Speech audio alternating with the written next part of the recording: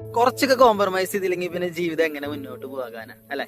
പല കാര്യങ്ങളിലും നമ്മൾ കോംപ്രമൈസ് ചെയ്യുന്ന ആൾക്കാരാണ്. പക്ഷെ ചില കാര്യങ്ങളിൽ നമ്മൾ കോംപ്രമൈസ് ചെയ്യരുത്.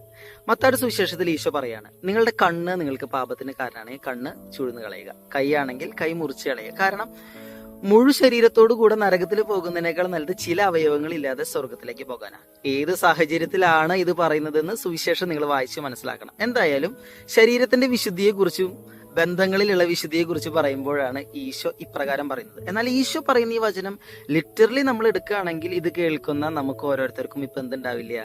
കണ്ണുണ്ടാവില്ല, ചെവി ഉണ്ടാവില്ല, നമ്മുടെ ശരീരത്തിലെ പല അവയവങ്ങളും ഉണ്ടാവില്ല, പലരും ജീവിച്ചിരിക്കുന്ന പോലും ഉണ്ടാവില്ല. കാരണം നമ്മുടെ പല അവയവങ്ങൾ കൊണ്ട് നമ്മൾ പലതരത്തിലുള്ള പാപങ്ങൾ ഉണ്ടായിട്ടുണ്ട്. എന്നാൽ അത് അത്തരത്തിൽ ചെയ്യാനാണോ ഈശോ ആഗ്രഹിക്കുന്നത്? നമ്മളെ തന്നെ കൊല്ലാനാണോ ഈശോ ആഗ്രഹിക്കുന്നത്? അല്ല, ലിറ്ററൽ സെൻസിലല്ല. എന്നാൽ ഈശോ പറയാണ്, ശരീരത്തിന്റെ വിശുദ്ധിക്കെതിരായിട്ടുള്ള, നമ്മുടെ ജീവിതത്തിലെ ബന്ധങ്ങളുടെ വിശുദ്ധിക്കെതിരായിട്ടുള്ള ഒരു പാപവുമായിട്ട് നമ്മൾ കോംപ്രമൈസ് ചെയ്യരുത്. പാപവുമായിട്ട് നമുക്ക് കോംപ്രമൈസ് വേണ്ട.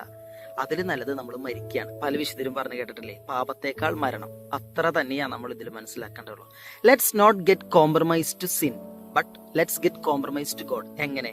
നമ്മൾ ആരും മനഃപൂർവ്വം പാപം ചെയ്യുന്നുണ്ടോ? ഇല്ല. എന്നാൽ മനുഷ്യന്റെ ബലഹീനതയിൽ പാപത്തിൽ വീണുപോകും. എന്നാൽ പാപത്തോടല്ല, ദൈവത്തോട് കോംപ്രമൈസ് ചെയ്യാൻ ദൈവം നമുക്കൊരു അവസരം തന്നിട്ടുണ്ട്. എന്താ? കുമ്പസാരം. ഈ നോമ്പുകാലത്തില് ചെയ്തു പോയ പാപം എന്ത് തന്നെ ആയിക്കോട്ടെ, വീണു പോയത് എന്ത് തന്നെ ആയിക്കോട്ടെ, നമുക്ക് ദൈവമായിട്ടൊന്ന് കോംപ്രമൈസ് ചെയ്യാം. നമുക്ക് എല്ലാവർക്കും പോയി നല്ലൊരു കുമ്പസാരം നടത്തി പാപത്തോടല്ല, ദൈവത്തോട് കോംപ്രമൈസ് ചെയ്യാം.